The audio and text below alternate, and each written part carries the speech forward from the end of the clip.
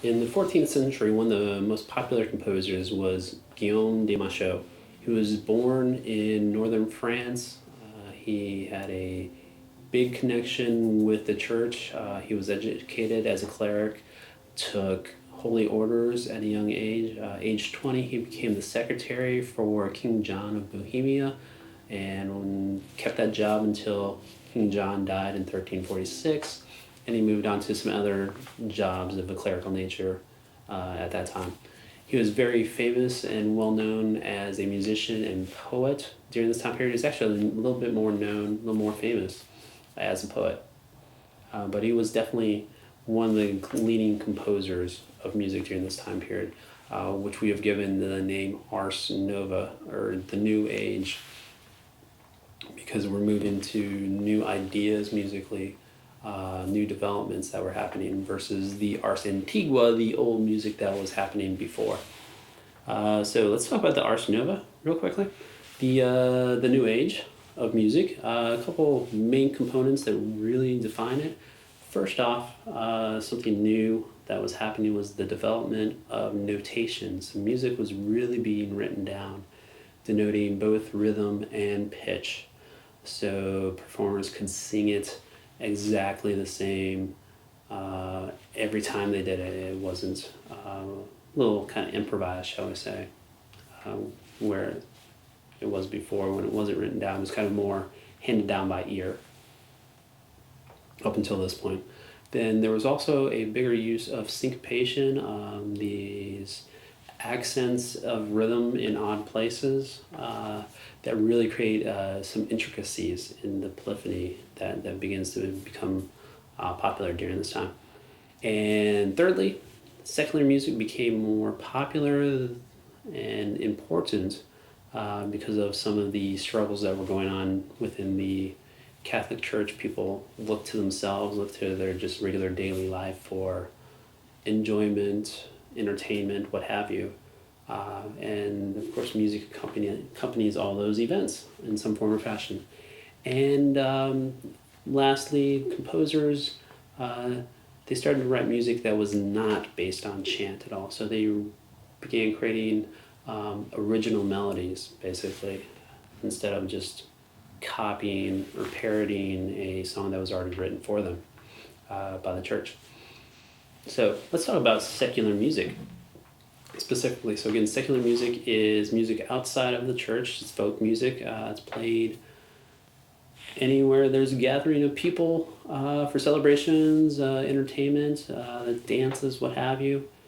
And a lot of the subject matter deals with these dances, love, satire, battles, news of the day, adventures, etc., etc., etc. You had all your traveling musicians of the time, your minstrels, mena-singers, troubadours, and they would travel around and sing the songs and the news of the day, basically, as you have it. So you have all the different galliards and battle hymns and what have you to celebrate these occasions, these triumphs, shall we say. Machaut's music is a true embodiment of the sound and style of the Ars Nova. It's based around an open use of polyphony, the intertwining of independent melodies, and even some with different texts being sung at the same time. He liked to use a form of polyphony which is called hoc. It's a very specific use of imitation between those lines that you can read further about. The tonality, the harmony, they all kind of were incidental. They were built off of, they just happened occurring with those intertwining melodies that were written, that were composed for the polyphony on hand.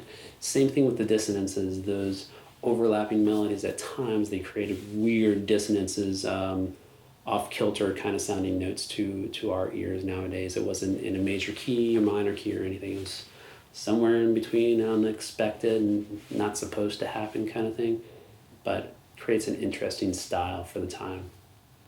Majority of his works were actually secular works versus sacred works. Most of those songs focused on love, courtly love, and chivalry of the time.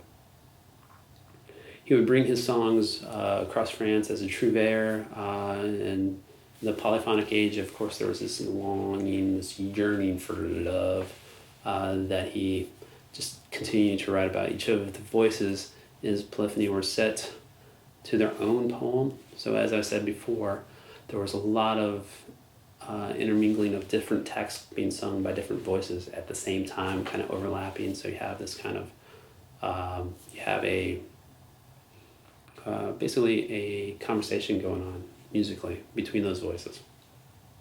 And this interrelationship of the themes creates the polyphony that we're talking about here.